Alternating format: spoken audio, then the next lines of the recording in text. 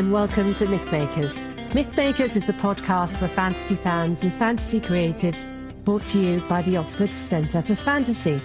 My name is Julia Golding, and in this episode I wanted to give a review of the new Netflix streamed film Damsel, starring Millie Bobby Brown, and then widening that out into discussion of these fairy tale type heroines that are becoming, I guess, the new cliche of films.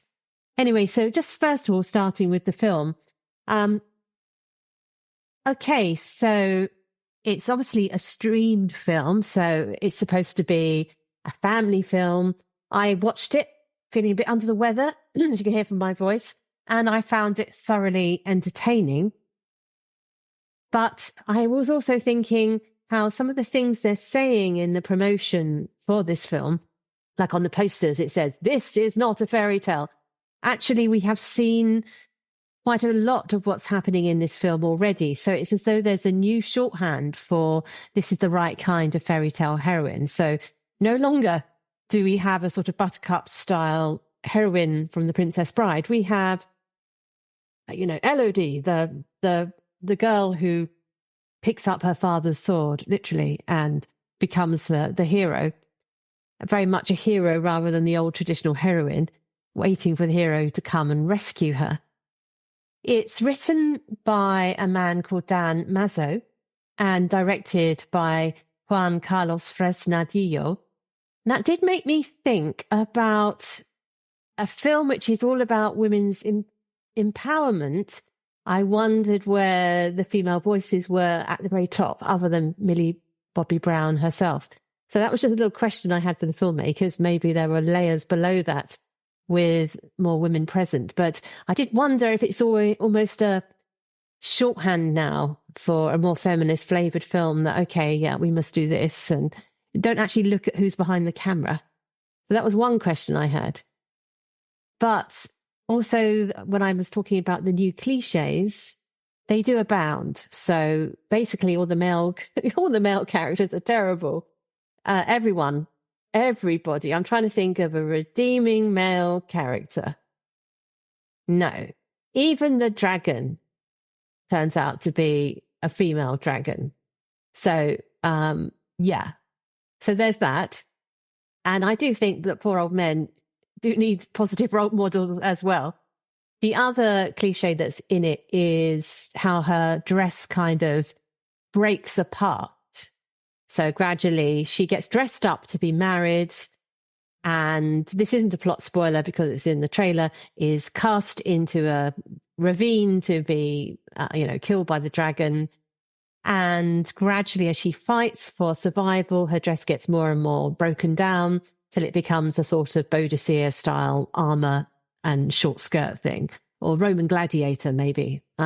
So I've seen that before in other films. There is plenty of them. One area where I think of it is I've seen it in Pirates of the Caribbean, where the sort of heavy costume gets kind of taken away. But I'm sure you can think of your own cliche in that area. And another place where I've seen the cutting of the hair, which is another move she makes to make her weaponry. Yeah, so the cutting of the hair, I've seen that in Tangled, which was a reimagining of Rapunzel, the animated film from quite a few years ago now.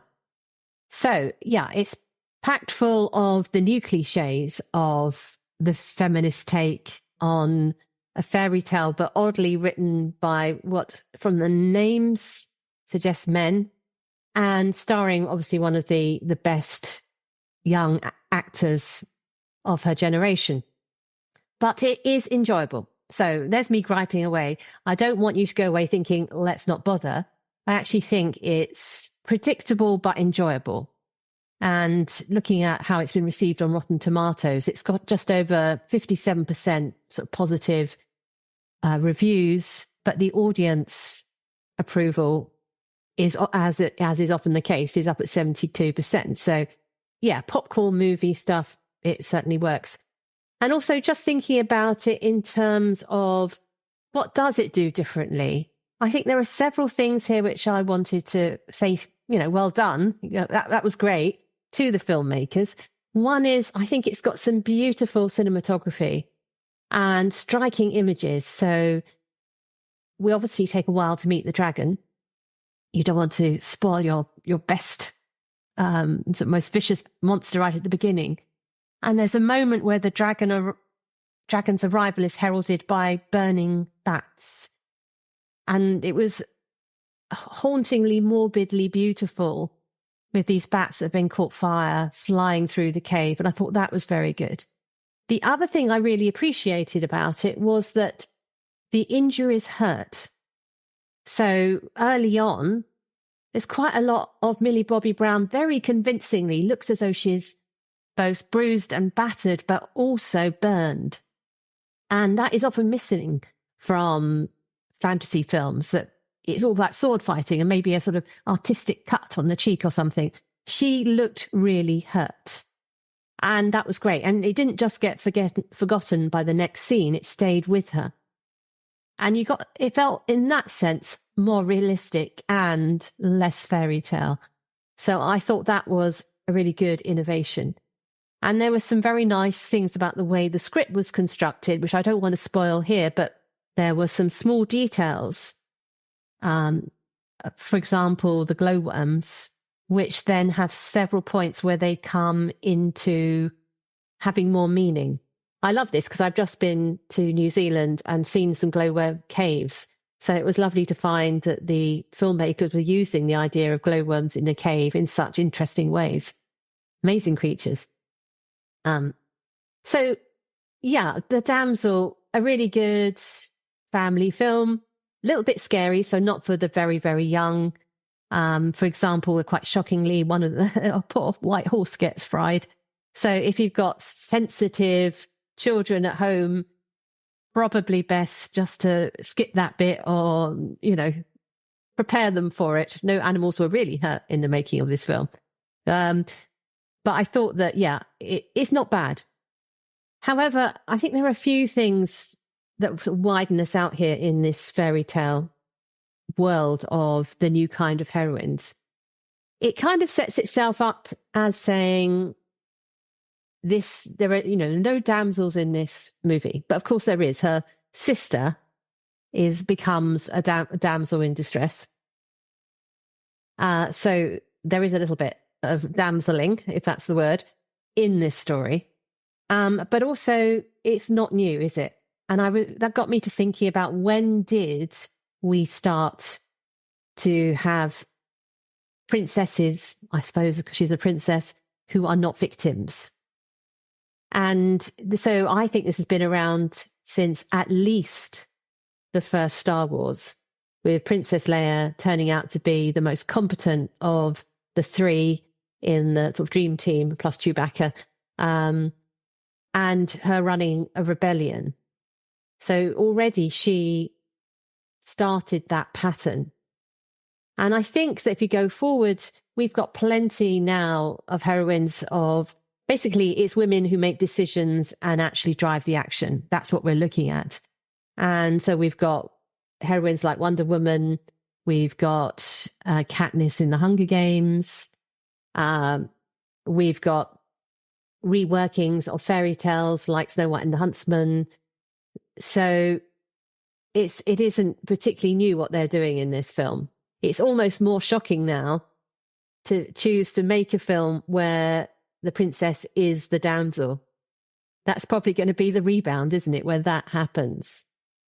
And what is going on here? I think it's actually, people have forgotten the origins of a lot of these fairy tales, because when you read the original fairy tales that underlie our understanding of fairy tales, very often folk and fairy tales, the heroine is active. They are taking decisions. They are standing up against oppression in the case of Cinderella. They are going to grandmother's house on their own, Red Riding Hood. So they're not sitting in a castle waiting to be rescued. I remember when I watched Shrek, they had a lot of fun with that idea that in some way Princess Fiona needs a rescue, but it turns out that actually her solution isn't being a princess, it's turning back into an ogre, so we've been actually riffing on this idea for some time. And I think maybe that this idea that heroines are passive is more of a Victorian and 20th century idea, particularly the sort of Disney films of the kind of the Sleeping Beauty sort, which are the most passive heroine you can imagine, and Snow White and the Seven Dwarfs, that the Cinderella in that one, so the sort of dainty lady stuff was probably more an accretion later on rather than something from the original source material. So when people go about rewriting the Damsel, it might be they're actually not creating something new, but going back to something that was already there at the root of a fairy tale. So looking at the poster for Damsel, I will take issue. This is not a fairy tale. Yes, it is a fairy tale, but it is a fairy tale of the sort that we had forgotten existed because we had followed a Disneyfication of the role of the female heroes in these stories. So that's my little review of Damsel. Yeah, rainy day or when you're feeling a bit under the weather, not a bad film. Yeah, so it is worth watching. Some of the locations look terribly CGI'd, but the caves in particular, where most of the film take place, actually are convincing. There's some fantastic places in the cave and it's well set out where they're going. So there's a crystal sort of passageway she has to climb up, which I loved. It felt hard. It felt sharp. It felt dangerous. So yeah, I really enjoyed that side of it. Less impressed by the castles outside. They all look like something from a computer game, but I guess that's kind of the way things go these days.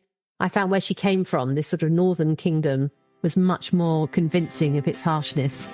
Could have preferred to stay there, really, rather than this impossibly beautiful, iconic castle thing, which, it didn't feel real. But anyway, I would think not a bad thing to watch, but don't go in expecting to find your world shaken. So that was Mythmakers Review. Thank you very much for listening.